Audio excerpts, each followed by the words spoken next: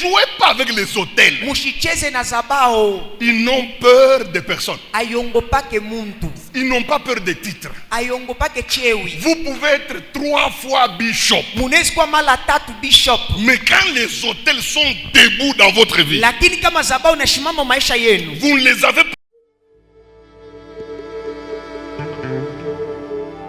Après 14 jours, il faut tout s'arranger au centre-ville. Magasin manenda. Mafundane. Anneau détaché. Kimpunda musuika kabidito. Nenu bosu bade balonda jisheche. C'est-à-dire, à partir de mujendemu, désormais, vous êtes délié. We mulwate di tabuja. Amba munjinga amba di memba jije bukasa. Désormais je suis délié. Ma vie est déliée. Mon ministère est délié. Wewe muitaba. Tutapingia chikashi cha bukola. Pour la gloire de notre Dieu. Chikashi chibinje. Makofi ya pili. Denke bane tusakije la papa. Natake tushukuru baba. Ce n'est pas facile. Haikoteketeke. Chibi même.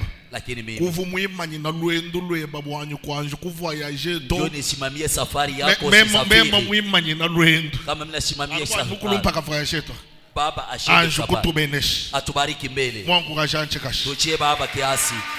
Lui mon prophète.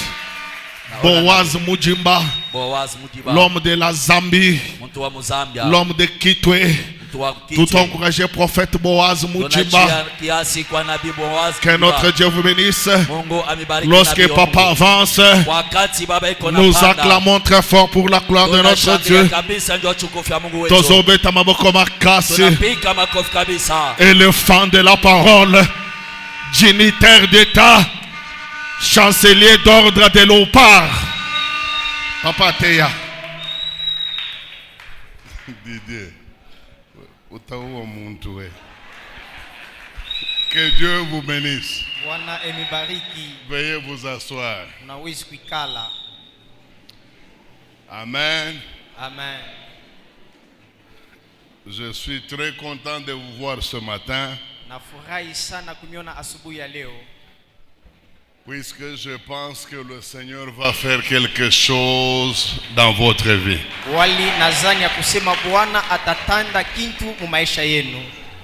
En tout cas, nous avons commencé un enseignement avec vous depuis le mercredi.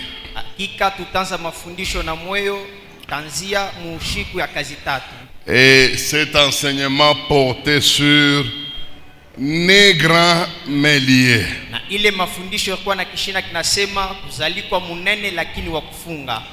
J'ai commencé d'abord par vous donner les différentes significations de ce thème-là.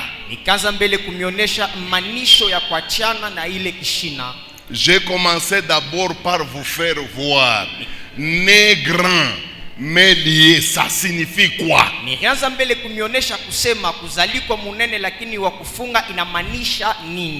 Et je vous ai donné à peu près 5 significations.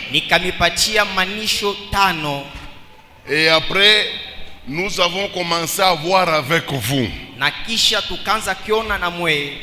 quels sont les signes qui peuvent vous montrer que vous là, vous êtes appelé un jour à vivre la grandeur.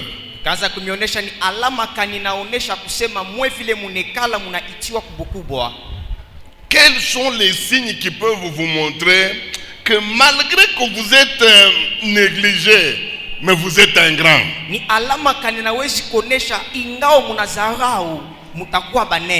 Et je vous ai donné 4 signes. Aujourd'hui, je veux vous montrer comment les grands, tous les grands sont, comment ils deviennent liés, comment le diable s'arrange pour que la plupart des grands aient des problèmes de liens des problèmes de combat dans leur vie. Leo utamionesha kusema ni namuna kani buingi abantu bale bana itiwa kubunene ingao bunene bwabo shetani anabaweka mankamba, na leo ndio utamionesha ni namuna kani bale banene banakutanisha munkamba. Je ne sais pas si je me fais comprendre. Sijue kama munanishikia mzuri. Donc ce matin, kusema asubuhi ya leo, je suis en train de vous faire voir niko katika kumionesha comment le diable namuna kani shetani piège la vie des grands. Anateka maisha ya bakubwa. Comment le diable namuna kani shetani s'arrange anaritengeneza pour piéger dès le départ la vie de toute personne appelée à être grand. Kuteka kuanzia mwanzo maisha bale bantu bote bana itiwa kubukubwa. Bon, il y a un texte qui va nous aider. Kuko somi ilatusaidia. Ce texte, je le trouve dans Juge chapitre 6. Ikusomi na ikutanisha Muamuzi sura ya 6. Verset 11 jusqu'à 14. Kistari ya 11 kushimamkia ya 14. Je lis uniquement en français. Nasoma paka mu français. Puis vint l'ange de l'Éternel. Il s'assit sous le térébinthe d'Ophra, qui appartenait à Joaz, de la famille d'Abiézer. Gédéon, son fils, battait le froment au pressoir pour le mettre à l'abri de Madian. L'ange de l'Éternel lui apparut. Et l'ange lui dit: Gédéon, l'Éternel est avec toi, vaillant héros. Gédéon répondit: Ah, mon Seigneur, si le Seigneur est avec nous, pourquoi toutes ces choses? Où sont tous les prodiges que nos pères nous racontaient ou nous racontent? Quand ils disent: l'Éternel ne nous a-t-il pas monté hors d'Égypte? Maintenant l'Éternel nous abandonne et il nous livre entre les mains des Madian. Que Dieu bénisse sa parole. Mungu abariki neno lake. S'il vous plaît, je vous demande, je ne suis pas habitué à prêcher et à entendre le bruit comme ça, comprenez-moi. Mais nous sommes obligés de composer avec. Leo napasha kumionesha sizobele kubiri na makelele vile, walakini tunapasha pa kuongea vile. Alors moi j'aimerais que même si le bruit nous vienne de l'extérieur, leo napenda hata kama makelele natoka nje, mais je veux qu'au niveau intérieur, napenda umuwekalo qu'il y ait du calme total. Mukue kimya, puisque j'ai l'intention wali nazani de te faire comprendre certaines choses que tu as l'habitude de voir, mais que peut-être tu ne comprends pas. Kukuelesha bintu bingine bila unaonaka saa zingine au bitambue. J'ai l'intention niakona ile nani de te faire passer un message ya kukupatia mjumbe qui peut t'expliquer parfois certaines choses qui t'arrivent mais que toi-même tu ne comprends pas. Itakufasilia bintu bingine binakufikia saa zingine wewe mwenyewe ubishikie.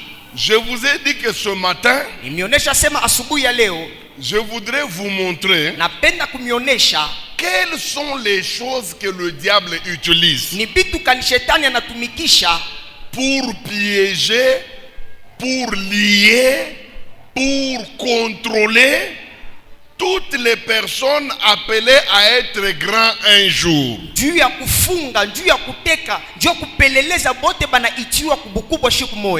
Nous venons de lire avec vous le texte de Gédéon.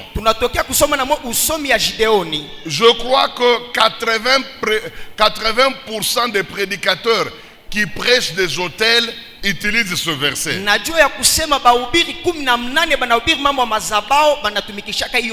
Moi-même y compris.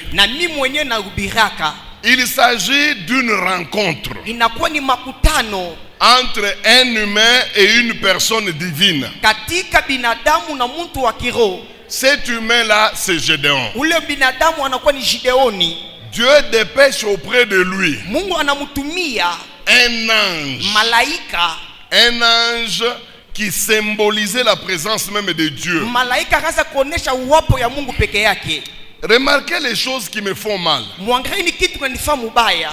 Quand l'ange s'adresse à Gédéon, wakati malaika anazungumza na Gideoni, il emploie un langage qui étonne. Anatumikisha sehemu inashangaisha. Il lui dit ceci: anamuonesha hivyo, vaillant héros, weye bingwa, l'Éternel est avec toi. wa milele eko na weye. Donc déjà le ciel ni kusema tangia mbingu nous montre la vision qu'avait Dieu sur Gédéon. Inatonesha onyo ile Mungu alikuwa nayo juu ya Gideoni. Pour le ciel, juu ya mbingu, Gédéon était un grand héros. Gideoni alikuwa ni mubingwa kabambi. Non seulement il était un grand héros, ashikukwe paka mubingwa, il avait aussi la présence de Dieu dans sa vie. alikuwa tena uwapo ya Mungu ndani ya maisha yake. Non seulement il avait la présence de Dieu dans sa vie, aina paka uwapo wa Mungu kwa njia ya maisha yake, mais il était un grand libérateur, alikuwa tena mwokozi munene, un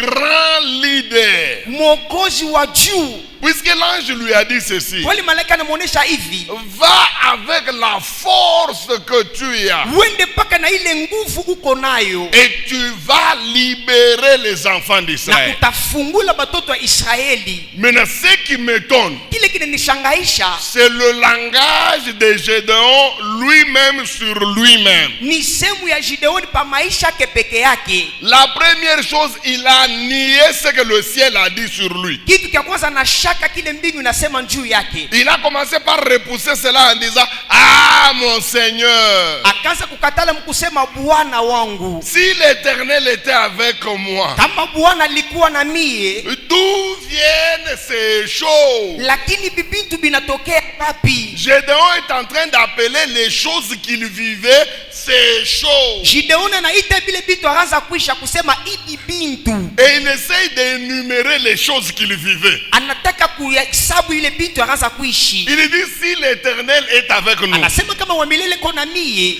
un, Ya kwanza, où sont les miracles dont on a entendu parler? miujiza enye tulishikia inaenda wapi? Deux, Ya pili, où sont les prodiges dont on nous parle souvent? maishara ile banatusembezeaka iko wapi? Nous sommes dominés par nos ennemis. Balikuwa tala ile kwa bale ba adui. Nous plantons. Tunaotesha, Au moment de moissonner, lakini ile fasha kuvuna ce sont les Madianites qui mangent. ni ba adui banakuria. Nous sommes là pour produire, Shitu kwa ndio kutumika, et ce sont les autres qui ni mangent. bengine ndio beko nakuria. Il va loin Anenda mbali jusqu'à dire: na ndio kusema tu m'appelles moi héros, unanita mubingwa, tu m'appelles moi un grand, unanita mie mkubwa, ma famille est la plus pauvre, kizazi kyangu ndio kenye kia ba mashikini, et puis elle est la plus petite. ndio enye kidogo. Voilà le tableau d'un grand, né grand, mais lié. Mwangalieni hesabu ya mwenye Mungu tazaliko munene lakini wa kufunga. Donc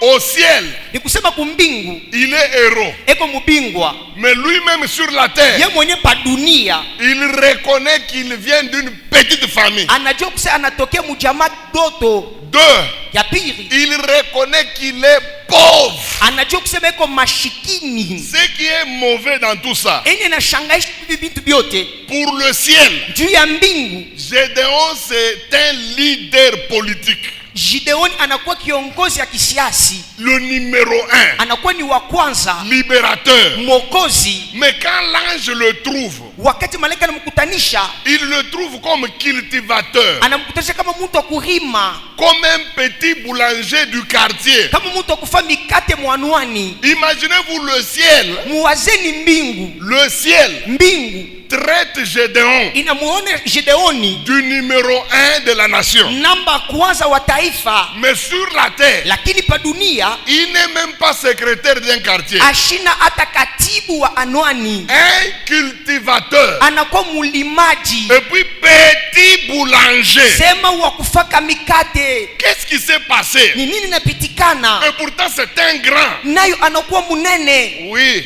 Kweli c'est un grand, ni mkubwa, mais qu'on a piégé. lakini banateka. C'est comme ça qu'il se retrouve cultivateur. Jo ulivyo nakutanisha mulimaji. Savez-vous que Dieu peut vous appeler à des grandes choses? Mujua kusema Mungu anaweza kumita kwa vitu binene. Mais si vous ne faites pas attention, Kama mukebe ange, vous pouvez mener une vie en deçà de ce que Dieu a prévu pour vous. munezi kuishi maisha na kwa chini ya ile Mungu anamitengenezea. Je vous ai prouvé dans la Bible Nirimionyesha mu Biblia qu'il y a des gens nés riches, kubantu banazari kwa batadiri, destinés à la richesse. banaitwa kubutadiri, Mais le diable lakini shetani a fait d'eux des pauvres. anabafaba mashikini. Et je n'ai pas inventé. Shikubiumbe Je vous ai donné des versets. na mionyesha bistari Ecclésiaste qui dit, na mubiri anasema, j'ai vu des riches, nikaona batadiri, des grands riches, batadiri banene assis dans la pauvreté. banekala mubumashikini. Et j'ai vu des esclaves Nikaona batumwa marcher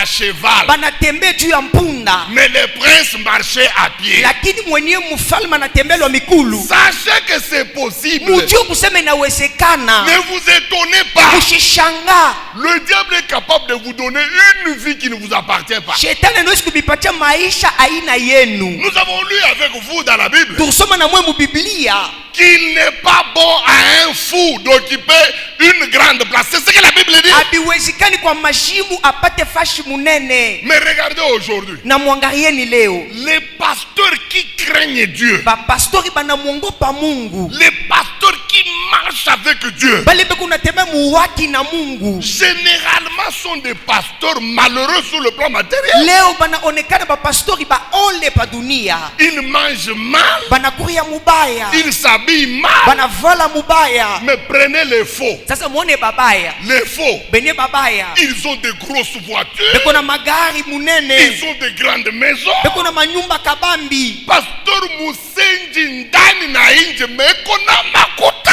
Un pasteur indiscipliné à l'intérieur et à l'extérieur, mais il a des grands bâtiments. Mais huyu wetu wa kuogopa Mungu Et c'est lui qui craint Dieu. ni kuria paka ndakala na mikoshi. Il mange vraiment avec difficulté. Qu'est-ce qu'il y a? Enye inini kwapo. Qu'est-ce qui se passe? Kinini kinapitikana. Vous devez savoir que le diable a l'habitude de piéger les grands. Mujua kusema shetani eko na mambo ya kuteka bakubwa. Vous voyez Gédéon? Unaona Gideoni, Satan connaissait shetani alijua que c'est un grand leader. aseni kiongozi munene, Il l'a piégé depuis la famille. anamuteka tangia mujama. Donc Gédéon est né Gideoni anazarikwa dans une famille qui devait lui poser des problèmes dans son ministère. mujama, ilipaswa kumfuata tatizo kwa banduku yake. Dans leur famille, Mujama yabo il y avait des hôtels. pourquoi mazabao Ce n'est pas lui qui a construit ça. Ça, il faut enlever de votre tête. mutoshe mukicho na kusema aina yeye ndio kufa ile zabao, Ce n'est pas Gédéon. aina Gideoni. Il a trouvé ça. Anakutanisha yo, Mais ce qu'il a trouvé là lakini kile anakutanisha va rendre impuissant son ministère. itakuisha bila nguvu huduma yake. C'est pourquoi Dieu Jo kwa maana Mungu a dit à Gédéon ceci. anamuonesha Gideoni hivyo, Avant de t'engager dans la mission, mbele kuchukua mipango mukaji, va d'abord dans la maison de ton père. wende mbele munyumba ya baba yako. Il y a quelque chose que moi, Dieu, je suis en train de voir dans cette maison. Kuko kile kintu mi Mungu naona muile nyumba, Dans cette maison, muile nyumba il y a quelque chose qui va s'opposer à toi. kuko kitu kitakupinganisha. Et Dieu lui a dit, va faire deux choses. Mungu anamulisha wende fa bintu biwiri, Renverse l'autel qui appartient à ton père. bomoa ile zabau inakuwa ya baba yako, Et puis détruis le pieu sacré. na tosha mikulu takatifu, Détruis cela. bomoa yo. Ce n'est qu'après avoir détruit Kisha kubomoa que tu peux remplacer par mon autel. unaweza kurudisha pale zabao yangu, Et si tu remplaces, na wakati utarudisha tu peux attaquer avec le ministère. unaweza sasa kuanza na huduma. Chers prophètes, Benye banabii, chères prophétesses, mwe banabii, chers évangélistes, mwe bapasha habari njema, chers pasteurs, mwe bapastori, vous qui êtes dans cette salle, mwe munakuwa mu ekalo, recevoir le ministère, tout le monde peut le recevoir. kupokea huduma huduma wote wanaweza kupokea. Ça ne dépend pas de nous. Hailinganishwe na shehe. C'est Dieu qui décide. Ni Mungu anachukua mipako. Mais réussir le ministère, Lakini kuweza huduma ce n'est pas donné à tout le monde. haina Mungu. Je vous dis la vérité. Na nionyesha kweli. Recevoir le ministère, Kupokea huduma tout le monde peut recevoir. wote wanaweza kupokea. Il n'y a aucune condition. Hakuna kanuni. C'est Dieu qui décide. Ni Mungu anachukua mipango. À qui donner le ministère tel. Nani niwezi kupatia huduma fulani? À qui donner le ministère tel. Nani kupatia huduma fulani? Mais réussir, Lakini kuweza ce n'est pas l'affaire de Dieu. haina mambo ya Mungu. C'est notre responsabilité. Ni madaraka yetu shebenyewe. Tu peux décider Unaweza kuchukua mipango d'être un prophète qui couche avec les femmes. kwa nabii. C'est ta décision. Nabii kunalala na banamuke ni mipango yako. Ce n'est pas Dieu, c'est toi-même qui Haina décides. Mungu, ni wewe.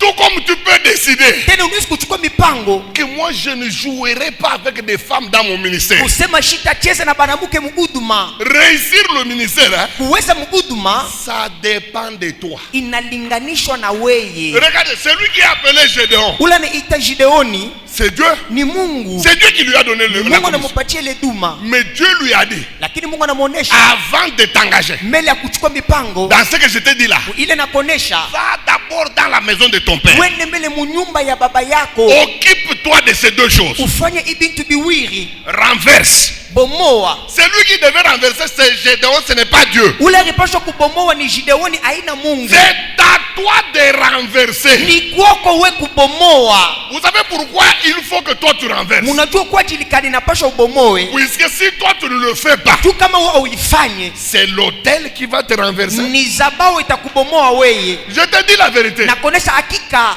Tous les pasteurs qui ont nié le message que je prêche ici, bapastori bote barikatali huduma na ubiri. un jour, Siku moja quand les hôtels se sont mis en marche, wakati zabao ikalamuka, on les a renversés. bari babomoa.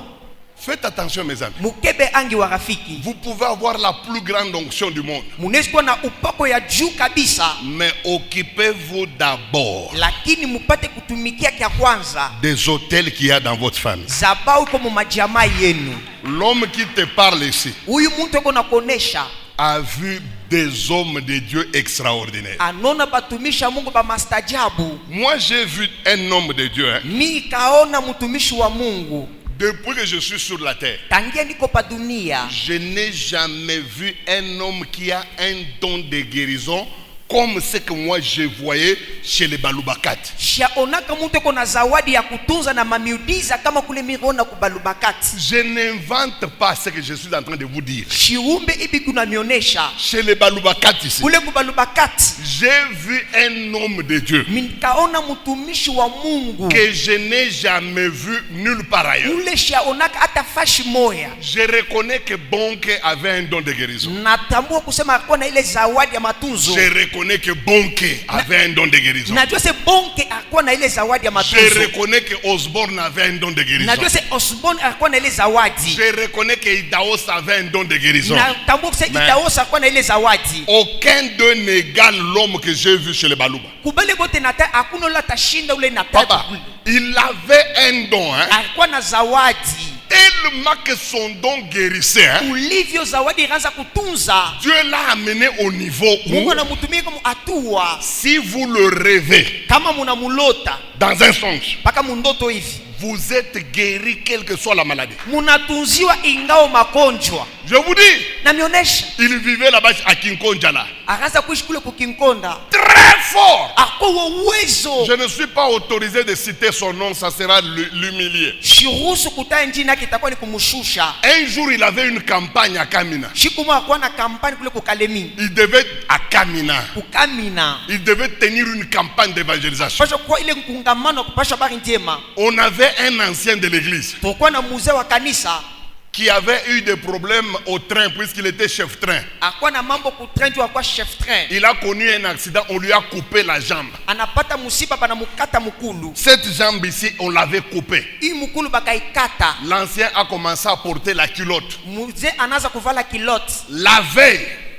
de la campagne, Bushikwa kukesha ile kampani.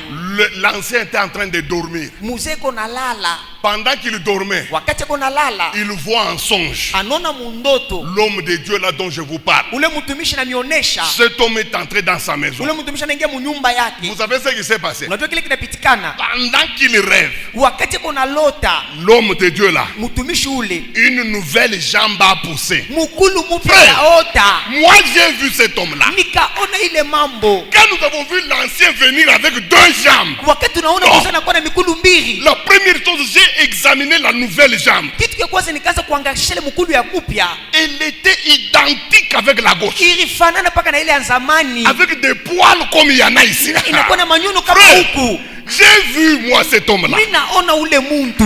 Mais si je vous montre comment il a fini sa vie, Lakini kama nikamionyesha namuna naisha maisha yake. aucune personne ne voudra être à sa place. Hakuna ule atapenda kuwa pafasi yake.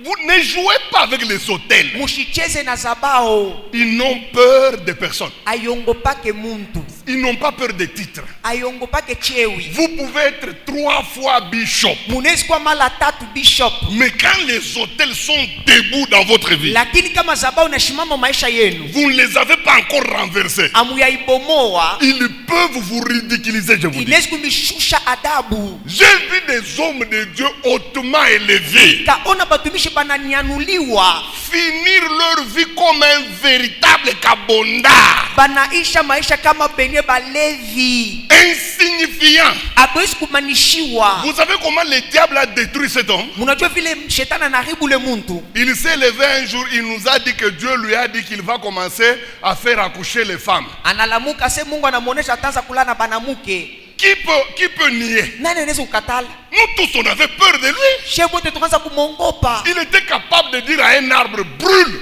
et le feu commence. Akona mweza kusema muchi pate moto na moto inaanza. On le craignait. Bakaanza kumongopa. Tant il avait la puissance. Juu alikuwa na uwezo. Bon, quand il a dit que Dieu lui a dit qu'il va commencer à faire accoucher les femmes, Wakati akisema Mungu anamuonesha anza kulana banamuke. toute l'église a dit Amen. Kanisa yote nasema amina. Or, pour faire accoucher les femmes, il faut faire la science des sages-femmes. Na juu ya kuzarisha banamuke unapaswa kwa ile kisiasi ya basaji femme. Les femmes grosses allaient chez lui. Bale banamuke ba mimba bakaanza kwenda kwake. Première chose, on a commencé à prendre les morts. Kitu cha kwanza sasa bakaanza kusema Il y a les morts. kubeba bafu. Il y avait des morts, les femmes qui allaient vers elle, elles mouraient. Kuko banamuke bakaanza kwenda kwake banakufwa. Parce que ce n'est pas un infirmier. Juu ashikufandi Et pito d'ailleurs, munganga. je ne le méprise pas, il n'a pas étudié, je le connais. Shimuzarau ashikufundake masomo. Les gens ont commencé à mourir en cascade. Batu bakaanza kufa mu ovyo. Il n'a pas arrêté. Ashikwache. Il a commencé à coucher avec les femmes qui venaient mettre au monde. Anaanza kulala sasa na benye banamuke bakaanza kuzala. Chers frères en Christ, Mwenye banduku mu Kristo. écoutez-moi. Munifate. Je sais, Najua. on vous présente le pasteur Ezras comme un pasteur qui méprise les pasteurs. Il qu'on a cherché à passer. Banduku yangu ni bongo. Mes frères, Kwani kuambia kitu kimoja. Mu ministère yako. dans ton ministère, Shiku tu utaanza kulala na banamuke. le jour que tu commenceras à coucher avec le femme, Mina kulaka. je te promets, Banda shuka. monte et descends. Utaona vile ministère kuna fifia na macho yako kunaona. Tu verras comme le ministère commencera à régresser. Atone bifuchika bantu babivumbule. Même si tu te caches, personne ne connaît. Même si les femmes avec qui tu couches, Hata beni banamuko nalala nabo. aucune ne dénonce. Hakuna ula tasema. Tout le monde n'est pas au courant. Hakuna ula najua. Mais rien que cet acte-là Paka ile tendo. va commencer à te ronger de l'intérieur. Itaanza kuvuusha ile ndani yako. Utasunguluka saa switi. Tu seras régressé comme du bonbon. Uye kona kwambia C'est lui qui te dit ici. ana na 35 ans mon ministère. Il n'a pas 35 ans dans le ministère. Ana na 38 ans mon ministère, Il n'a pas papa. 38 ans dans le ministère. C'est plus de 40 ans. Il a plus de 40 ans. Je connais ce que je suis en train de dire. Najua ikipi kunasema. Muntu wa Mungu tu akeke mukulu mubanamuke. Un homme de Dieu, s'il commence les choses des femmes, Banda shuka. qu'il pleuve, qu'il neige, Utazambalala ni kuna kwambia. tu vas être débarrassé. C'est pourquoi Jokwa mana, si tu es là-dedans, kama kumule ndani je t'encourage à te repentir. na kukankamisha se tubu. Viens ouvrir ton cœur. Dieu va t'aider. Mungu Cet homme de Dieu a commencé à coucher avec les femmes. La La première chose que nous avons remarqué, le don n'était plus encore brillant. Ça commençait déjà à vaciller. Et puis il a commencé à boire. Depuis Depuis que je suis né, je n'ai jamais vu un ivrogne comme lui. Satan a remushushe shima papa. Le diable l'avait humilié. Mes chers frères. Le Seigneur, le sang de Jésus est là. Merci, merci. Entre dans ces choses, tu verras le sang de Jésus te rencontrer dans ça. Tu vas commencer ça. Papa sermina bandiaka papa bandu unakosa mubusharati mbele anza paka na bibi yako tubu ya bibi atako makarije umwambie atakuwa. Le pasteur, si tu commences la première personne à qui tu vas te repentir, c'est ta femme. Puisqu'il faut être sincère à ce niveau-là. La deuxième personne, ton père spirituel, va lui dire papa minanguka. Je suis tombé, papa. Tu vas citer même la fille, c'est elle. Tu ne mourras pas. Jésus va t'aider. Mais il vient. Secret nangai, secret nangai. Merci. Toi, tu vas commencer à dire c'est mon secret. Accent. Tu seras débarrassé. Tu n'as jamais été débarrassé. Moi, j'ai vu des hommes de Dieu.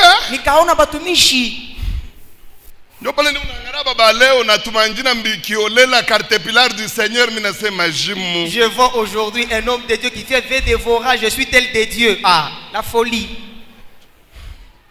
Surtout, bakukasai bejo pena masirno sana utasikia paka pasteur kabongo lushing lo Yesu.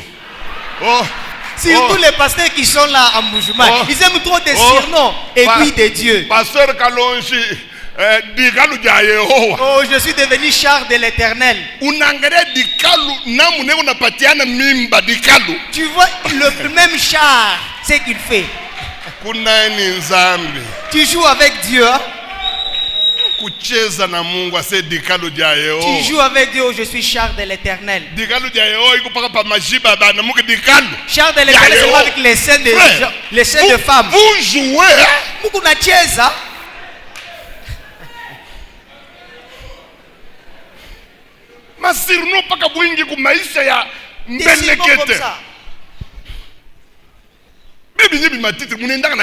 Avec ce nom-là, vous partez avec ça où?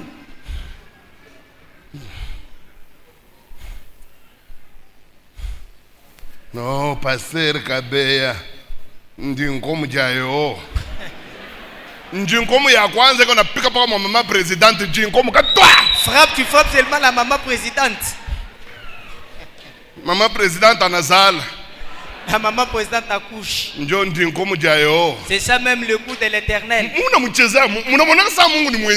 Tu joues avec Dieu, tu vois Dieu comme ton ami. Seigneur. Bwana. Donne de la crainte de Dieu aux gens. Purifie notre cœur. Sami unisaidie kolwangu Mungu nikufe paka na mama Emily sina na mwataya mambo engine papa. Comme moi, aide-moi Seigneur que je me sers de maman Emily. Garde-moi. Unichunge. Garde-moi. Unichunge. Garde-moi.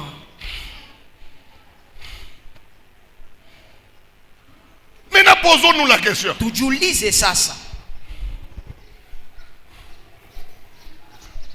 est-ce que le diable piège la vie des grands?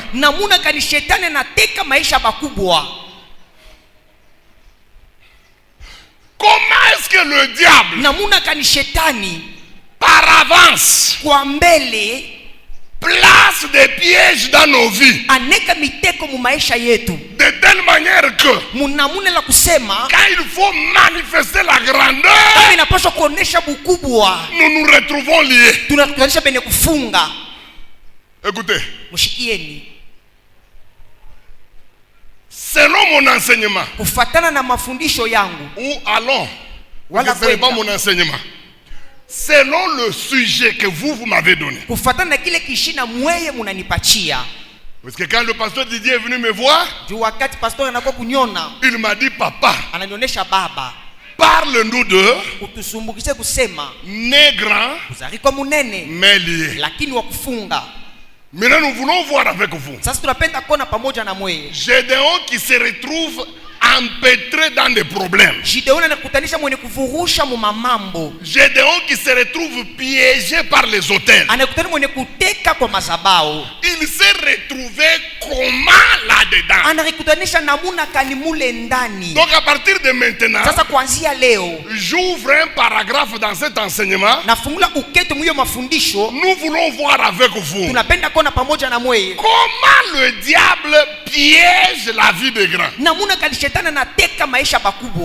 Un type comme Samson, très grand comme lui, il finit sa vie comme danseur.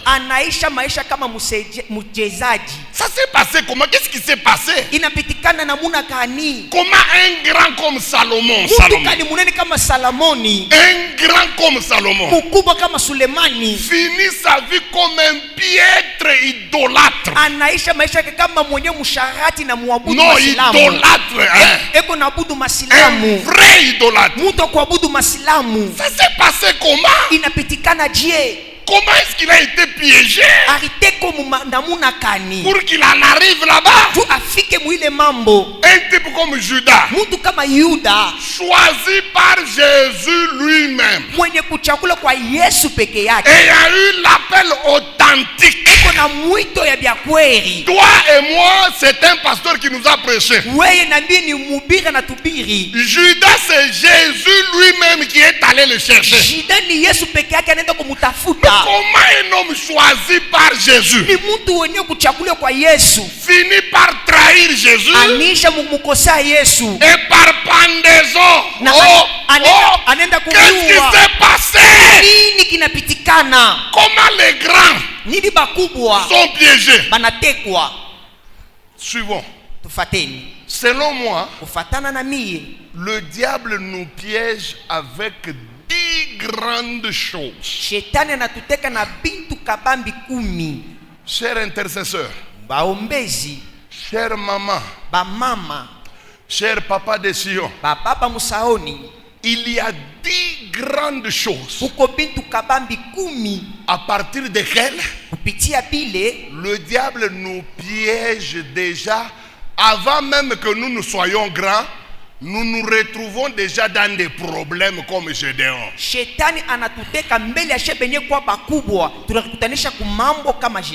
Mais aujourd'hui, on ne peut pas parler de 10, c'est beaucoup. On va voir une seule. Et nous allons sortir. Maintenant, cette première chose-là, elle a beaucoup de sous-points. Mes amis, vous voyez tous les grands de la Bible qui ont eu des problèmes. Tous les grands n'ont jamais eu les mêmes problèmes. Jésus a mené son ministère, il n'a jamais eu de problème. Il est mort dans la gloire. Jean-Baptiste a mené un ministère triomphant et triomphateur. Jean-Baptiste n'a jamais eu de problème. Paul s'est converti. Il a mené un ministère foudroyant. Et d'ailleurs, ça me fait mal. Il ne s'est même pas marié. Il ne s'est pas marié. Il n'a jamais couché avec une fille. Toi et moi, nous sommes mariés. Mais nous continuons à coucher avec des femmes. Paul, lui, n'était pas marié. Toutes les impulsions sexuelles là n'ont jamais eu le dessus sur lui. Il est même mort sans toucher à une femme. Toi tu en as deux, hein? Malgré les deux là, tu as seulement des concubines. C'est pourquoi vous ici, les derniers jours, Dieu appellera Paul. Oui, mokonzi. Paul dit, je suis la chef. Tu avais cru à quel âge? Le temps que j'avais cru, j'avais 20 ans. Tu étais marié? Je ne m'étais pas marié. Tu étais mort à quel âge? Tu étais mort avec 86 ans. Tu avais touché une fille? Non. Maintenant toi viens. Kabeheku de Jésus vient. Je t'avais donné, n'est-ce pas, une femme? Jésus va nous juger avec nous. Un type comme Jésus, Jean-Baptiste, Paul, Paulo, il n'était pas marié. Dis-moi là où Jésus avait dragué la femme d'autrui.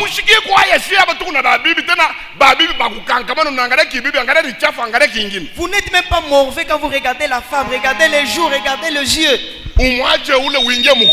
Tu laisses là, tu vas chercher l'autre. Travailler dans la chorale, travailler dans la chorale. Et c'est dans le champ de ton père. Je peux me coufoir. N'ose pas mourir. Mais comme on a circonstance, seulement si tu mourrais dans cette circonstance, on va te brûler. Il y a d'autres personnes qui vont le brûler. Où est les dents? Les dents sont là-bas. À cause de Bintu Bibaya, on a fait mon kanisa. Dieu protège-moi, mon père. Protège-moi, je te dis. Hein? Je t'aime. C'est pas toi et ma femme. Je vous aime qu'à deux. Les restes ici. Moi, monsieur, seulement toi. Et maman et il n'y a pas d'autre. Il faut que le 80% abantu wa Mungu beka mubusharati meba kulanda musalaba kanile na shindo kutosha kukunzambi. La plupart c'est qu'elle croit. Il faut quitter dans l'hypocrisie, prêcher la bonne nouvelle. Nous mentons trop Dieu. Tunadanganya sana Mungu. Ce n'est pas bien. Haina mzuri. Il faut que ça change. Inapaswa kubadilika.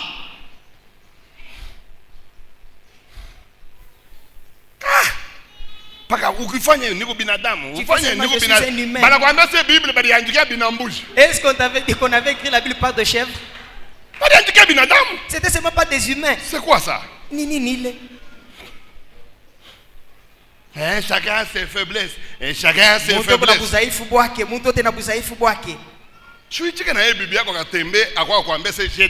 Toi aussi accepte que ta femme va se prostituer. Elle vient te dire j'ai mes faiblesses. Non, vous exagérez, frère.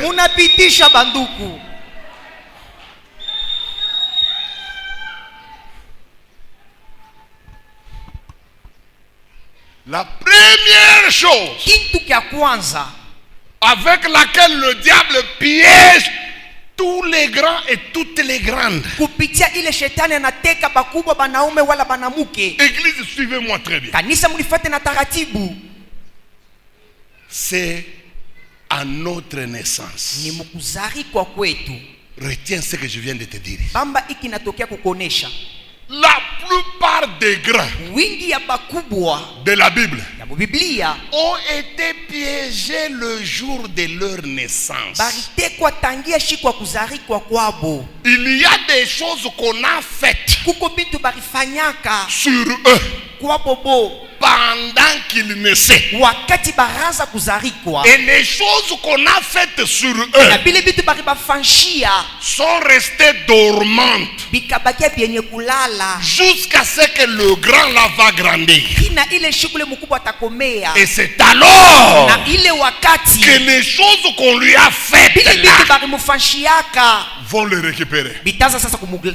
C'est pourquoi vous allez voir dans la Bible, Dieu, quand il voulait envoyer un homme ou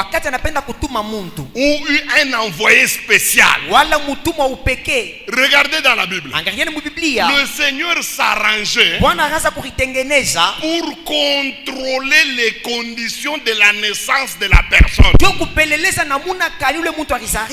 Regardez quand Dieu devait envoyer Samson. Dieu connaissant que Mungu alijua les humains binadamu sont généralement piégés à la naissance, banekalaka bene kutekwa tangia shikwa kuzarikwa. Dieu a donné Mungu akaleta, des instructions analeta maagizo concernant la naissance de Samson. kulinganisha na kuzarikwa Samsoni. Il a donné même des choses qu'il faut faire et qu'il ne faut pas faire. Analeta vitu benye munapaswa kufanya bila bakupaswa kufanya.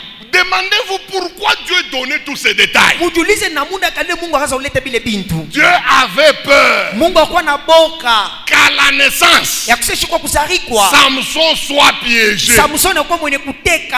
Ce n'est pas seulement Samson, Aina paka Samsoni, même Jésus, hata Yesu avant que Jésus-Christ ne naisse, mbele Yesu kuzarikwa, Dieu a dépêché un ange Mungu akatuma malaika pour expliquer à sa maman. jo kumanisha kwa mama yake. D'abord, il a donné l'identité du bébé, Ya kwanza analeta anwani ya mtoto, l'ambition du bébé, analeta lengo ya mtoto, et quelles sont les choses que Marie et Joseph devraient à tout prix faire ni bitu kani Mary na Yusufu bakapashwa kufanya pour que la naissance de Jésus soit protégée. juu kuzarikwa Yesu kukuwa kwenye kulinda. Montrez-moi quel est le grand Munyonyeshe ni mkubwa kani qui est né dans la Bible, hein, anazarikwa mu Biblia sans que Dieu ne donne des instructions bila Mungu kumpatia maagizo concernant sa naissance. kufatana na kuzarikwa kwake. Et vous savez pourquoi Dieu se met de la peine Munajua se Mungu anafashia nini ile à préparer la naissance d'un grand? kutengeneza kuzarikwa kwa mkubwa? Il a peur d'une chose, Anongopa ni kitu kimoja, que les hommes kile binadamu ne fassent pas des erreurs, bashifanye nkosa, lesquelles erreurs ile mankosa permettront à Satan itaruhusu shetani de piéger la vie. kuteka maisha. C'est comme ça que beaucoup de grands, Jo vile bamingi bakubwa faute d'avoir observé na kushinda kupeleleza certaines instructions, magizo ingine, certains grands ont été piégés. bakubwa bengine baritekwa. Nous allons voir la vie d'une fille, Tutaona maisha mwanamuke une fille bien-aimée de Dieu. mkubwa Une fille bien-aimée de Dieu. mwenye muke baripenda kwa Mungu. Une fille, hein, Ule mwanamuke Dieu l'appelle souvent ma fille aînée. Mungu anamuitaka se mtoto yangu wa kwanza mwanamuke. Et c'est une fille qui a fait alliance avec Dieu. Ni mwanamuke anafa agano na Mungu. Mais ça va vous étonner. Na itamishangaisha, Malgré que cette fille ingawa ile fille avait déjà une alliance avec Dieu, alikuwa na agano na Mungu, vous allez voir qu'elle ne restera jamais dans l'alliance. utaona sasa sitabakiaka paka mu agano. Cette fille a commis beaucoup de bêtises. Ule mwanamuke akafa mankosa mingi, Ça a obligé Dieu de lui pardonner plusieurs fois. itaruhusu Mungu sasa pa kumsamea. Plusieurs fois cette fille a été... Elle est dans la Bible. Mala mingi ule mwanamke kwa Biblia. Et pour finir, Na hein, juu ya kuisha, pour que Dieu résolve son problème, juu Mungu ajibie mambo yake, Dieu sera obligé Mungu atakulazimishwa d'expliquer à cette fille-là kumanisha ule mwanamke d'où lui viennent des problèmes. ile mambo inatokea wapi. Pourquoi cette fille, Juu ya nini ule mwanamke malgré l'amour de Dieu en elle, ingao mapendo ya Mungu ndani mwake, malgré l'attachement de Dieu à elle, ingao kuambatanisha Mungu juu yake, elle se retrouve toujours incapable d'observer la parole, anatosha paka ashina na mawezaji ya kufanya neno, incapable de tenir dans l'alliance. ashina na mawezaji ya kubakia mu agano. Pour finir, Juu ya kuisha, Dieu va expliquer le problème, d'où vient le problème de cette jeune fille. Pourquoi cette jeune fille ne se maintient jamais en Dieu? Mungu Pourquoi? atakumanishia kwa ajili kanule mwanamke ashibakie paka mu Mungu. Vous allez voir que tout commence avec la naissance de la fille. Mutaona yote inaanza na kuzarikwa kwa ule mwanamke. Cette fille est mal née. Ule mwanamke alizarikwa mubaya. Kubantu mbalizali kwa mubaya. Il y a des gens qui sont mal nés ici. Nikupatie mbele mfano. We muntu nazalikwa kwa baba. Toi qui es né avec un père, Baba. un père Analala na muloko yake. qui a couché avec sa petite sœur. Weye njo unengia muntumbo. C'est toi qui es entré maintenant dans le ventre. Déjà au cheval non partant. Na wewe mwenyewe hausitakuwa na mwenyewe kufa mambo.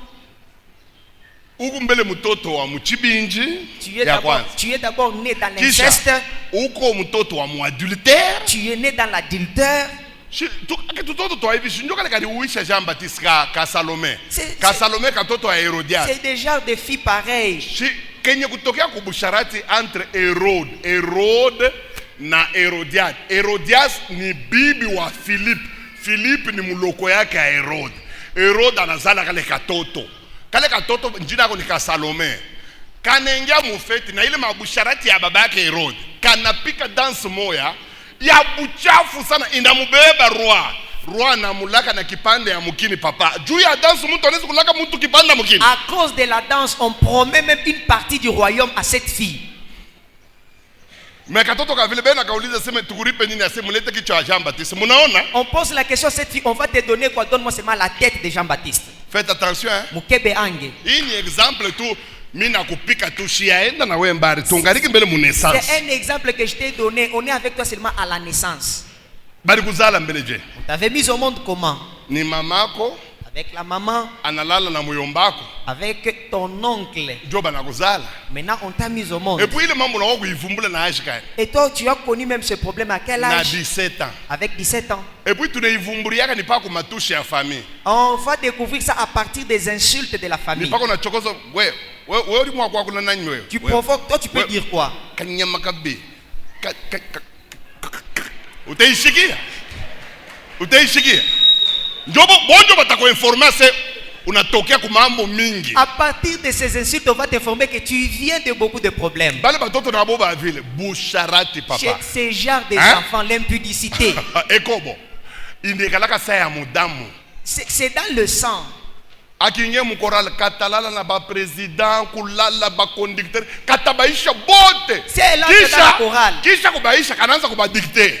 Bakisikilizana nasema dimanche bataimba Yesu Mokozi. Koka kitokelea se atuchanger mwimbo. Unaona conducteur a fait ah oui. Après elle va commencer à dicter. Sœur Irène anasema. La sœur Irène a dit. Muna juliza. Tu te demandes comment? Vous vous demandez mais conducteur il faiblesse qu'on a envers une fille. Banesha kuria conducteur banakudia banakudururi. On a mangé, on a remangé. Il n'a même pas de force. Devant la sœur Irène. Tu On va suivre seulement ce que la sœur a dit. C'est comme le pasteur qui accouche avec le fils de l'église. Allez, vous tous, entrez là-bas. Innocent, mais tu veux seulement une fille qui va rester. Le pasteur ne va rien dire. La fille la mange le pasteur. Le pasteur va dire quoi? C'est une brebis. Quand vous demandez au pasteur pourquoi quand la fille parle, apana ni kondolo wa Mungu. Quand un homme commence à lever le pantalon devant la fille, même la puissance diminue et termine. Tu ne diras rien. Na ma réseaux sociaux ni paka bushiku kana kutumia message. Papa, unitumie mbele $2000. Unasema shina nayo ase mita iseme mambo. Avec tes réseaux sociaux. Même la force, elle va te dire si tu ne m'envoies pas, je vais publier ça et la force te termine. C'est pourquoi Dieu accepte de donner la force à tes serviteurs. Donne-nous la force, papa. Donne-nous la force. De gronder. Si tu es encore pur, saint. Qui va te jouer? Qui va te jouer de toi?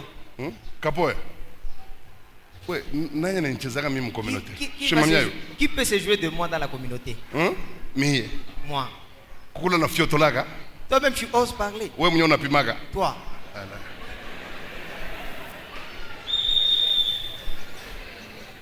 Vous voyez déjà des enfants pareils. Quand tu les dis ferme la bouche avec sainteté, ils ferment. Partout. Il m'accompagne partout que je pars. Un enfant comme ça. Comme 3h du matin, chargeur na mukose on a quoi papa, est-ce que je peux utiliser ton chargeur à fongole mulango à côté modada? Unamuua.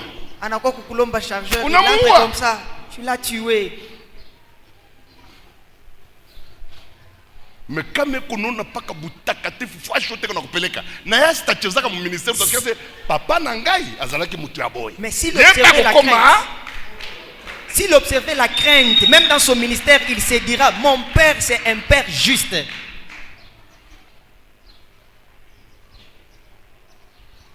Maintenant, ça Dieu va expliquer Mungu atamanisha à la fille kwa ule mwanamke récalcitrante, ule mwenye akasafapa kubaya, à la fille têtue, kwa ule mwanamke kichwa nguvu, pourquoi elle est incapable de craindre Dieu? kwa ajili kana nashinda mawezaji ya kumongopa Mungu. Pourquoi elle n'est pas capable de rester dans l'alliance avec Dieu? Kwa ajili kana nashinda na mawezaji ya kubakia muagano na Mungu. Nous sommes dans Ézéchiel. Tuko mu Ezekieli. Ézéchiel chapitre 3. Ezekieli sura ya 3. Verset Mistari 1 à 3. Moi-même j'ai lu. Église, suivez-moi. Kanisa munifate. Dieu va expliquer à cette fille Mungu atamanishia ule mwanamke d'où lui viennent ces problèmes. Wapi ile mambo inatokea. Écoutez ce que Dieu va lui dire. Sikia kile Mungu atamuonesha. La parole de l'Éternel me fut adressée en ce mot. Neno la Mungu ikanionyesha mwiyo msemo. Fils de l'homme, mwana mutu, fais connaître à Jérusalem ses abominations. Umuonesha Yerusalemu mambo yake mubaya. Donc en quelque sorte, hein, fils de l'homme, mwana mutu, révèle à la fille qu'on appelle Jérusalem. Umufunulie mwanamke banaita Yerusalemu. Montre-lui d'où viennent ces difficultés. Umuoneshe ni rufasi kani natokea maole yake. C'est une fille que j'aime beaucoup. Ni mke napenda kabisa. C'est ma fille aînée. Ni mwanamke wangu kwanza. Je l'ai aimée. Nikamupenda. Je l'ai choyée. Nikamsaidia. Je l'ai soignée. Mais elle ne se garde jamais. Pour quelle raison? Écoutez. Tu lui diras. Ainsi parle l'Éternel à toi, Jérusalem. Écoutez. De par ton origine et ta naissance, tu es du pays de Canaan. De par ton origine et ta naissance. Peut-être toi tu ne connais pas. Mais moi Dieu, je te connais ma fille. Tu as des origines cananéennes. Écoutez, ton père était un Amoréen. Et ta mère était une Étienne. Donc la première difficulté de cette fille,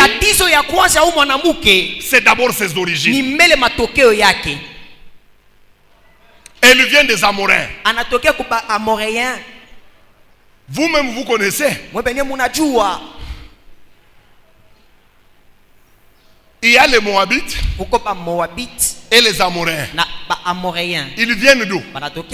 Des relations sexuelles entre les enfants de Lot. La première, elle a mis au monde Moab.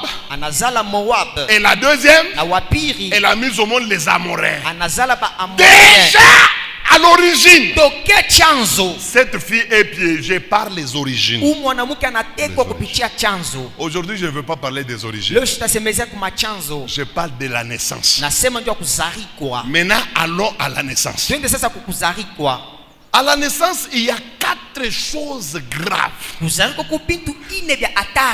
qui se sont passées dans la vie de cette fille. Et ce sont ces 4 choses-là qui vont déranger sa marche avec Dieu. Écoutez ce que Dieu dit.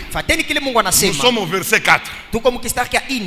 À ta naissance, au jour où tu naquis, Dieu va nous parler du premier élément que le diable manipule à la naissance. Je reprends encore. À ta naissance, au jour où tu naquis, ton nombril n'a pas été coupé.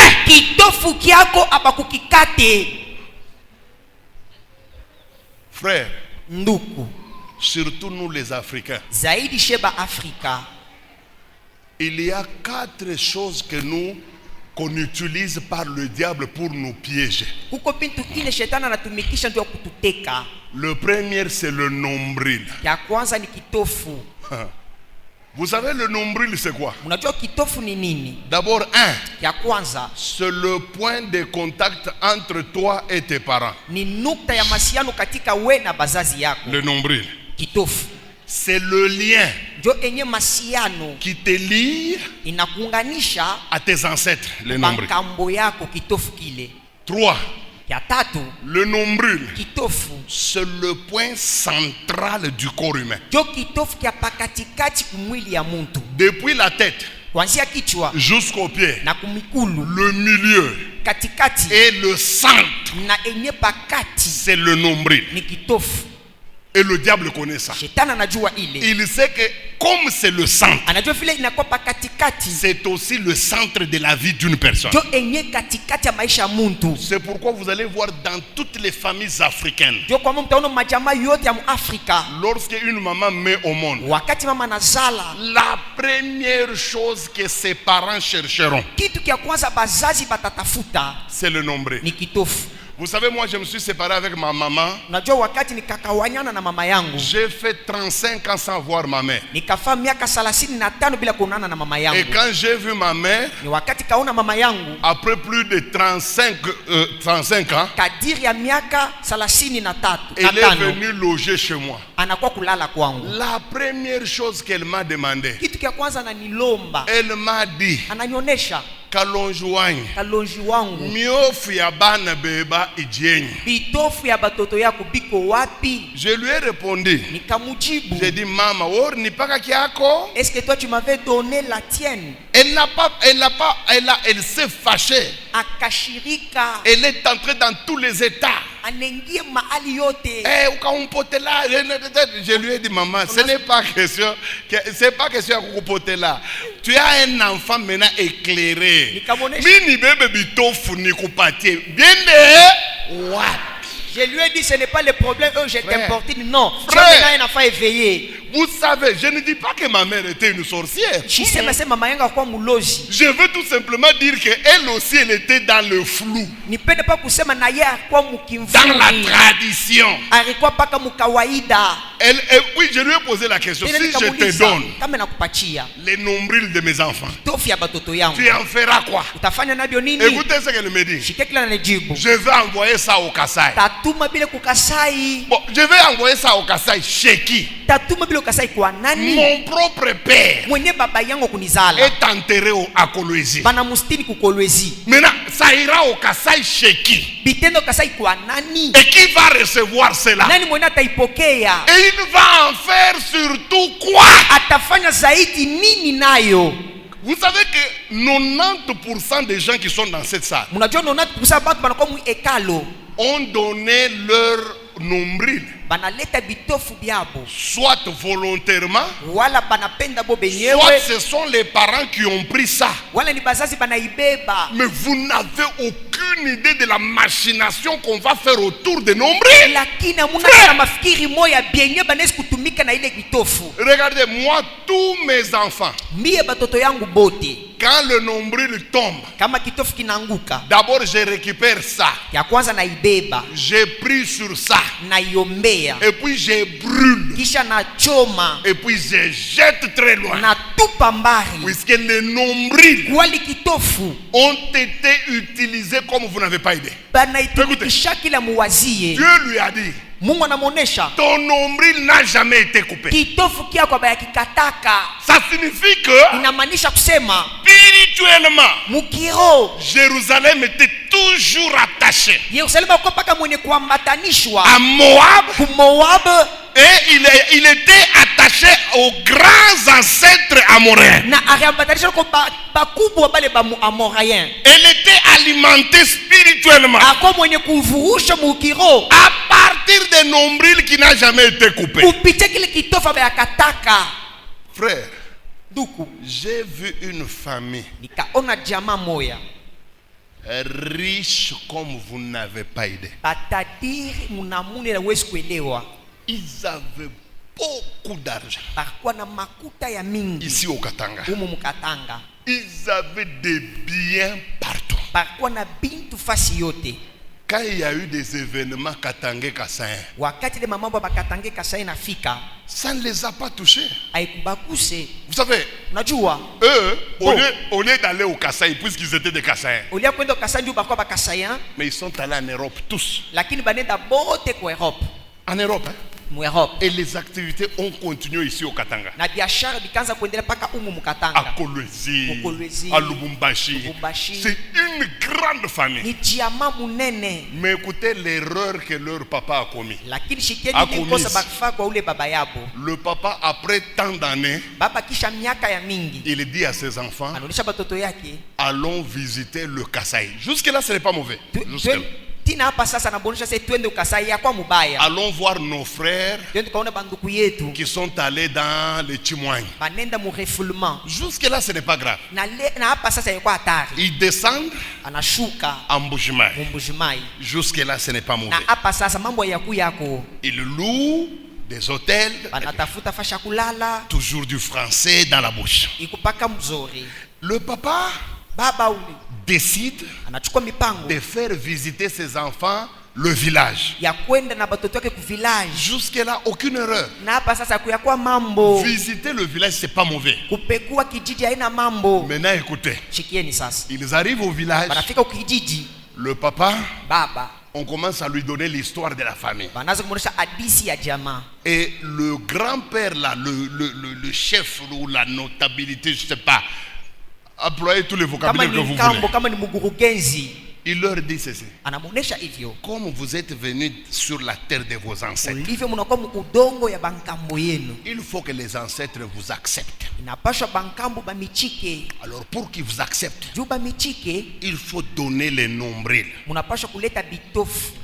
Et comme tout vrai Kassaïen, le papa prenait tous les nombrils, il mettait dans un sac. C'est encore là une bêtise. Vous qui prenez des olives, vous mettez dans des sacs, vous allez manger ça. Le papa ou les baba va dans la valise. Il sort tous les nombrils des enfants. Ils étaient à 9. Il donne. Quel cadeau. Quelle boule systématique. Les sorciers sont contents. Ils ont pris ça. Ils font comme si ce sont des cérémonies, mais ils freinaient. Mais quand la famille est allée dormir, ils ont pris ça. Ils sont allés au cimetière du village. Ils ont enterré. Avec cette phrase. De la même manière que nous avons enterré leur nombril, que leur vie s'enterre. Papa, banatoka ku Kasai. Ils ont quitté le Kasai. Les événements commencent. Nyumba fulani na waka moto. Il y a eu des incendie dans telle maison. Papa, famille nende kaka. Sasa pale banachomba sana. Lorsqu'ils ont tout vidé, njo dadabu wa kwanza anaanza majimu. Maintenant la grande sœur aînée commence à leur dire majimu. Il a commencé la folie. Après dadabu wa kwanza, après la grande sœur aînée, majimu. La puinée aussi. Frère, jouez avec les nombrils. Vous allez regretter. Toi, où est-ce qu'on a mis ton nombril? Vous savez, à Kamina, nous avons vécu avec un frère. Je n'ai jamais vu quelqu'un souffrir comme lui. Il souffre. Frère, c'est que les Kassaïens appellent une souffrance inouïe. C'est vrai, il arrive que nous tous nous souffrons. Mais ce qu'on voyait chez le frère, non, ça sortait de l'ordinaire. Mais un frère engagé, un frère qui aime Dieu, mais un malheureux, C'est là où le don de prophétie aussi est très important. Nous avons reçu un prophète qui est venu de Kaboto.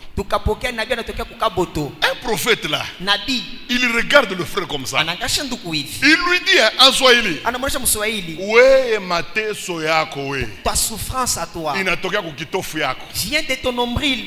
Il lui dit ceci. Namonesha hivi. Unaona baba yako. Regarde ton père. Alibeba kitofu yako. Avait pris ton nombril. Anekijika. Il est parti l'enterrer. Kumukini yenu. Dans votre village. Et puis alikupa njina ya masusu. Il t'avait donné le nom de Masusu. Frère anaanza kuria. Là le frère a commencé à pleurer. Masusu en kilobakati. Masusu en kilobakati. Ça signifie dikenga. Inamaanisha mateso. Et puis le prophète lui dit, si tu pars dans votre village, tu vas trouver un arbre qu'on a déjà donné les noms par ton père de Masusu. Le frère a pleuré comme un enfant. Il a pris le ticket. Il est allé au village. Il arrive au village. Il trouve que son père était au champ. Il demande aux enfants. L'arbre, ça s'appelle comment? Masusu. Jina yake baba kanaiweka muchi. Son nom on a donné un arbre. Il a enterré l'ombril en dessous de cet arbre. Il n'a même pas entendu que son père rentre. Anakata yote. Il a tout coupé. Anafika kule chini. Il est arrivé là en dessous. Anakuta sachet. Il a trouvé un sachet. Muko damu. Dans cet sachet il y avait de sang. Il n'était pas d'abord séché. Vous n'avez jamais vu des sorciers. Ses frères a pleuré comme un cochon. Lorsque son père est rentré du champ, il a commencé à gronder tout son père. Assez moi je rentre à Kamina. Essaye de m'ensorceler, tu verras. Il rentre à Kamina. Kamina. La vie s'ouvre. Aujourd'hui c'est un grand. Il est très grand ici au Congo. Très très grand. Mais on l'a eu à partir de quoi? Nombril. Faites attention mes amis. Vous qui avez déjà pris des ombrils, vous avez donné aux parents, vous avez tué les enfants. Regardez comme tes enfants sont. C'est comme s'ils sont en train de travailler avec des mazoutes. C'est quoi? Ces ombrils que tu as laissés à Bunkeya. C'est ce qui te met la vie chère. Deuxième chose qu'on fait à la naissance.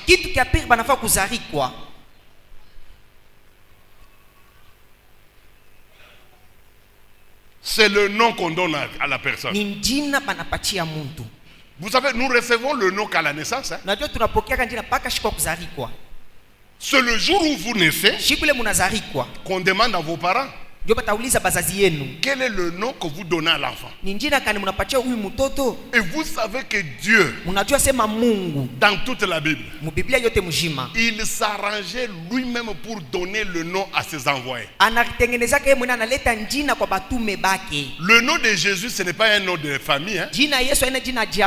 Surtout Emmanuel. Ça n'a jamais existé dans la famille de Jésus. C'est un nom que Dieu lui-même a imposé. Le nom de Jean-Baptiste, ça n'a jamais existé dans la lignée. Mais pourquoi Dieu avait imposé un tel nom? Écoutez, c'est puisque le nom donne l'identité à la personne. Ça c'est la première chose. Vous serez identifié par votre nom. 2. Le nom peut influencer sérieusement la vie de celui qui le porte. Souvenez-vous d'Ésaü. Quand Jacob a volé sa bénédiction, vous savez ce qu'il avait dit? Est-ce que c'est puisqu'il s'appelle Jacob qu'il m'a trompé 2 fois jusque-là? Puisque Jacob ça signifie trompeur. Filou. Trompeur. C'est ça le nom de Jacob. Regardez Abigail. 1 Samuel. Samuel ya kwanza chapitre 25 suraka 25 verset 25. kistaki ya 25. Écoutez ce qu'Abigail dit à David. Shikekile Abigail anamuonesha Daudi. Ne fais pas attention à ce méchant homme. Ushangarisha kwa ule mtu akali. Car il est comme son nom. Il y a des gens qui sont dans cette salle qui sont effectivement comme leur nom. C'est son nom qui dicte son comportement. Mes amis, quel est le nom que vous portez? Et ce nom peut avoir des répercussions terribles sur ta vie. Vous connaissez mon nom? Mon nom en Chiluba, ça signifie petite colère. Mais moi, je n'avais pas petite colère. Moi, j'avais grande colère. Kalonji. Ça signifie petite colère, mais ça m'a dérangé dans ma vie. Moi, je me suis retrouvé à la permanence, hein? Frère moi Naniba Majiba. J'étais en train de trembler. Joe évangéliste. Kalonji. Il fallait détruire l'onge du monde. Puisque moi, la colère, c'était un démon. Hein? Moi-même, j'appelais ça péter les plombs. Quand je suis allé demander à maman, le kalonji là, le kalonji que vous m'avez donné comme nom, c'était qui?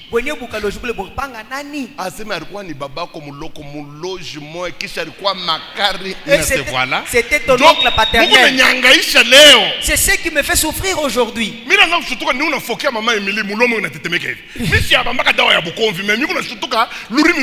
C'est caca. Et évangéliste quand je grondais à ma femme, la langue était en train de trembler. Je me demandais c'est quel genre d'évangéliste. Mais qui ça détruire l'onge, l'autre qui détruire. Après avoir détruit toute la colère. Aujourd'hui même maman Émilie me gronde mine kala tokim. Aujourd'hui ben il faut que comme maman Émilie. Que la grâce imaginant pepo ya luke. Mujina na Yesu Christ. Amen. Amen. Amen.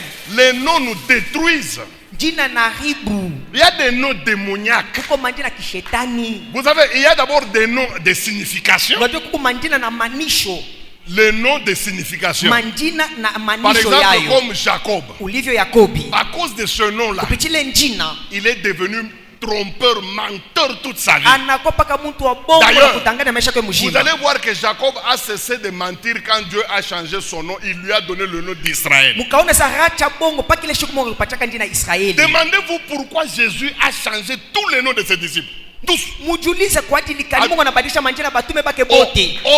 disciple n'a gardé son nom original.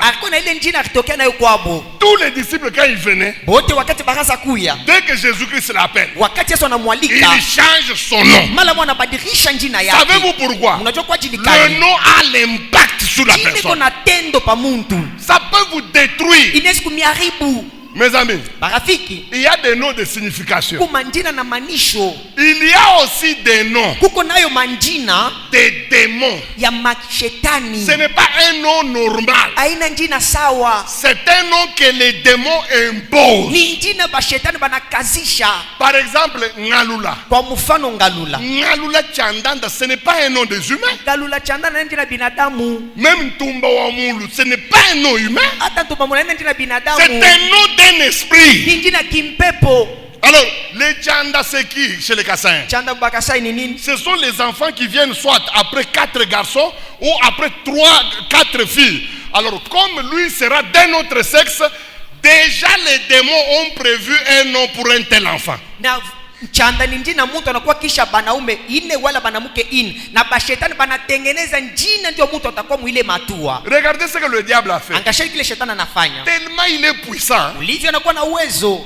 Toutes les tribus du Congo, majiama na makabila yote ya Mkongo, le diable a choisi des noms pour les jumeaux. Shetani anachakula manjina ndio bampundu.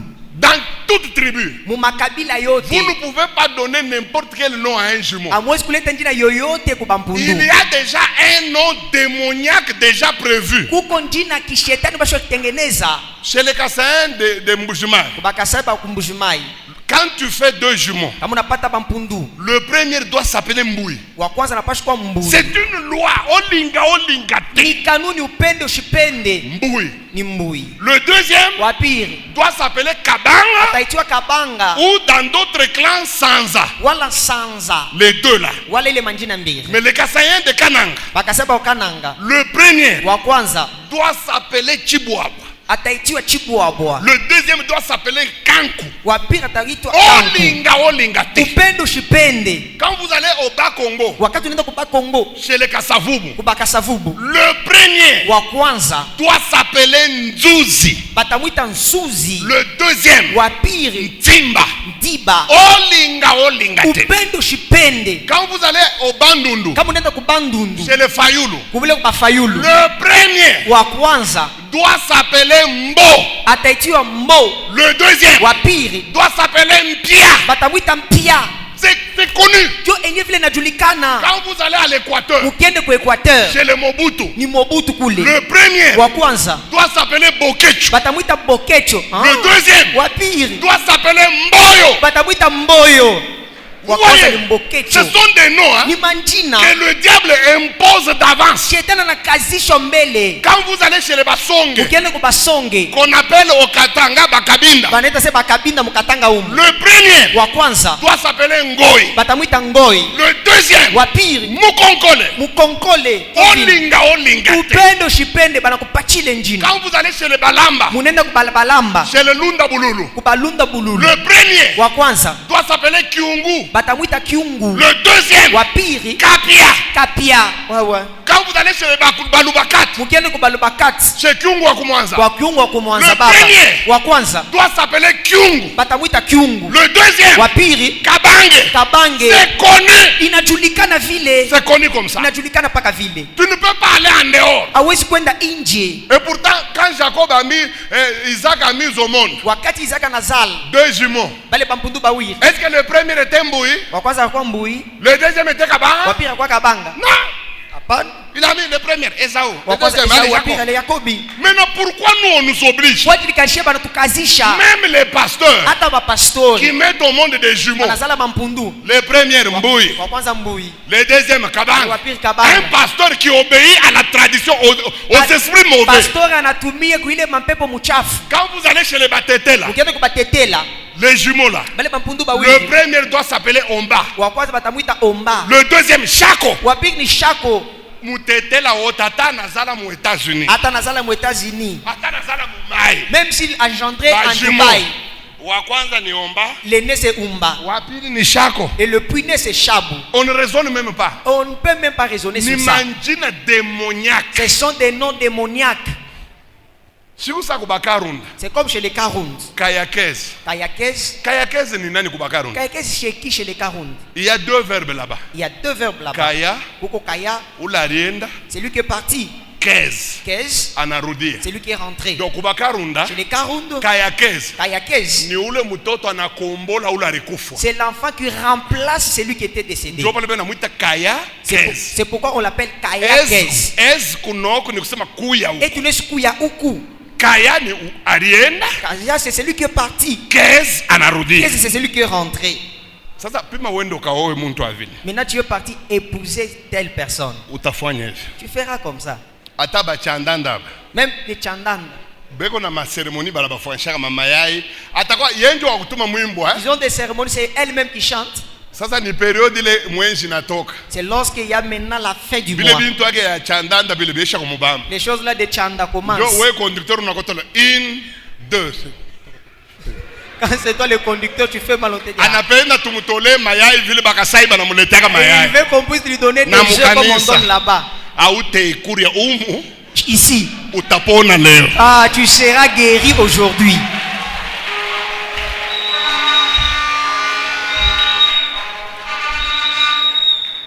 Muntu unaenda kwa mujinga. Tu es parti pour mujinga. Ule muntu alizalikwa na maintestin mujinga. C'est lui qui est né dans l'intestin. Utafanya. Tu feras comme ça.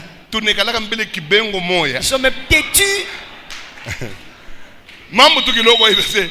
Un peu de problème. Moi je pars chez nous, hein. Bon, on a fungaro, on a moitié.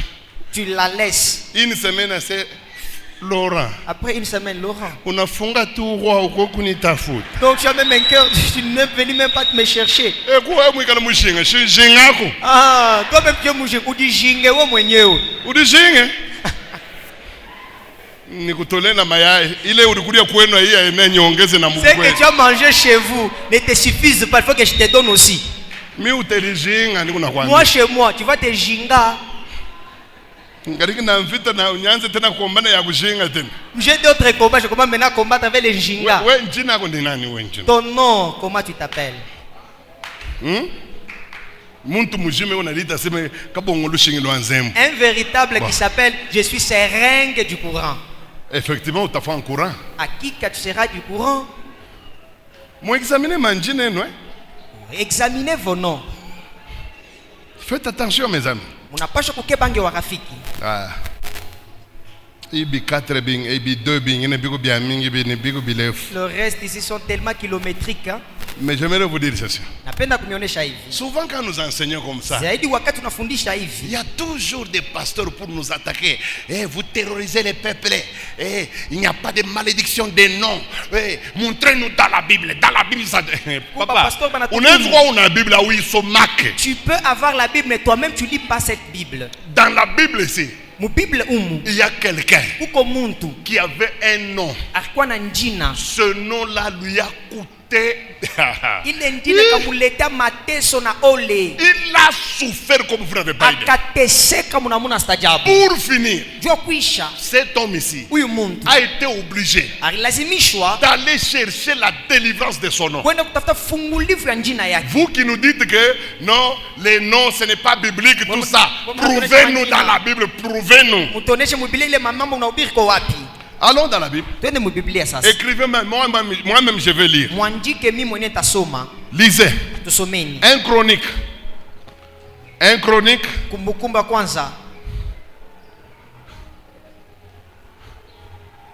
1 Chronique. Chapitre 4.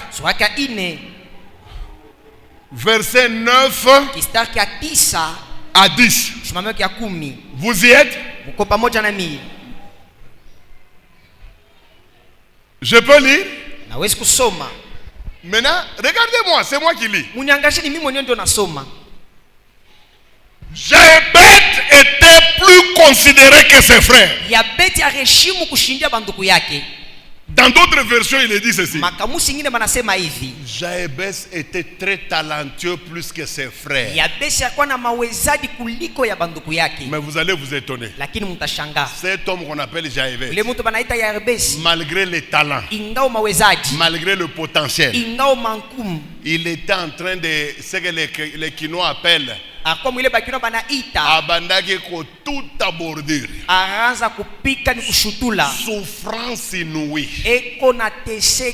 Mateso ila yaonaka. Des souffrances qu'il n'a jamais vues. Vous savez son nom Jabes, ça signifie quoi? Je suis allé dans le dictionnaire biblique. J'ai trouvé que Jabes signifie 4 choses. Souffrance, limite, douleur et malheur. C'est ce que signifie le nom de Jabes. Maintenant, écoutez l'histoire de ce nom. Je répète. Ne lis pas, n'interprète pas. Jabes était plus considéré que ses frères. Sa mère lui avait donné le nom de Jabet en disant: c'est puisque je l'ai enfanté avec douleur. Film ya porno, kama nangara kama ni film ya novelas. Vous voyez des mamans qui observent des films un peu comme ça. Muko ka héroïne kamoya mwile film. Il y a un peu de là-bas. Anangara film ya Donabeija sana pala anazala mtoto anampanga njina se Donabeija. Jo bumbafu ya mama boyo naye. Elle a souffert avec la grossesse. Lorsque tu as souffert avec ta grossesse, tu dois donner ce nom à l'enfant. C'est ça même l'insensé qu'elle a fait. Elle a donné le nom de Jarbes. Parce qu'elle a eu avec beaucoup de difficultés. Maintenant, observez ce que le nom a causé à l'enfant. Comme il avait beaucoup souffert avec ça. C'est la première personne dans la Bible de chercher la délivrance. Jarbes invoqua le nom de l'Éternel d'Israël en disant, si tu me bénis. Donc à cause de Injina, Jarbes n'était pas béni dans sa vie. Si tu étends mes limites. Donc elle quoi limiter moya. C'est-à-dire il était limité. Jarbes sabanjo ba licencié hein. Jarbes se sont licenciés. Licencié est dans lokota ma buchafu mu chariot. Un licencié qui ramasse des ordures. Donc ton collègue wako. On a jusqu'à papa licencié. Toi licencié, ton collègue est là. Mais hier au moins il toka muhi magumu. Lui, toi tu es seulement là-bas. Mushiki. Fateni. Et si ta main est avec moi, et si tu me préserves du malheur, tout faut dembele. Mungu alichika ipri. Chikuichika tu mwe mungu paka kutujujaka. Oh mungu no bili ba démon. Mungu no ba démon fashote. Mubanjira donner les noms comme vous voulez, frère kuna landa. Uyu bari mupanjina na ye. Mais anaomba délivrance ya bintu bikatu. Bilikuwa lié kunjina. Limite, douleur, souffrance. Il y a beaucoup de dit, hein? Si tu m'enlèves des malheurs, bon, tout ce qui est mbele, mungu alikatala i prière awari chika. Mushiki. On doit maintenant suivre. Si tu avais accepté cette prière. Et l'Éternel lui accorda ce qu'il avait demandé. Ça, unyambie Bible yako. Dis-moi maintenant dans ta Bible là. Na yangu inachana pani. Avec ma Bible, il y a une différence. Vous qui nous dites, oh, avec la délivrance en China, en Jésus, nous sommes libres. Vous qui disiez qu'il n'y a pas de délivrance, non. En Jésus, il n'y a pas de délivrance. Les noms peuvent souffrir une personne. Preuve, la preuve est là. Il est allé chercher la délivrance. Pour les noms. Même Dieu connaît que les noms fait souffrir la personne. La Bible dit, il lui accorda. Comme il m'avait aussi accordé. Il avait enlevé le longe à moi. Il a enlevé ça. Jarbes aussi a été délivré pour la première fois. Le malheur s'est arrêté. Pour la première fois, les limites se sont brisées. Jarbes a commencé à avancer. Après la délivrance de son nom, la souffrance a disparu. Ce matin, le Dieu de la Bible fera la même chose que ce qu'il avait fait dans la vie de Jarbes. Même si on t'appelle Didier Makenga, aujourd'hui le Seigneur va enlever tous les Makenga. Même si tu as un nom démoniaque, le nom de Mboui, le nom de Kabanga, le nom de Kanku, de Chibuabwa, de Kayakes, aujourd'hui les anges vont enlever cette malédiction là. Ce matin ici, nous allons vivre la main de Dieu, car Jésus lui-même va descendre dans cette salle. La Bible dit, il a apparu afin de détruire les œuvres du diable. Le nom démoniaque est une œuvre du diable. Le nom diabolique est une œuvre du diable. Aujourd'hui, si vous croyez en lui de tout votre cœur, il va vous sauver. La Bible dit, vous tous qui êtes chargés et fatigués, venez à moi, je vous donnerai du repos. Ce matin, Jésus va nous nous donner du repos. Je ne sais pas de quelle famille tu viens. Je ne connais pas quelle est la cérémonie qu'on avait faite à ta naissance. Mais Jésus est dans cette salle pour vous délivrer. Pour vous délivrer. Le mot délivrance, ce n'est pas un mot mondain. Ça se trouve dans la Bible. La Bible dit, l'Éternel m'a oint pour annoncer la bonne nouvelle aux malheureux, pour proclamer l'année de grâce et de la liberté, et pour renvoyer les captifs libres. Ce matin, vous serez délivrés. Léo, aujourd'hui, même si tu as un nom qui est démoniaque de quelle marque, tu seras guéri. Même si tu as quelle maladie, cancer, tu seras guéri. Sida, tu seras guéri aujourd'hui. Tenez-vous debout.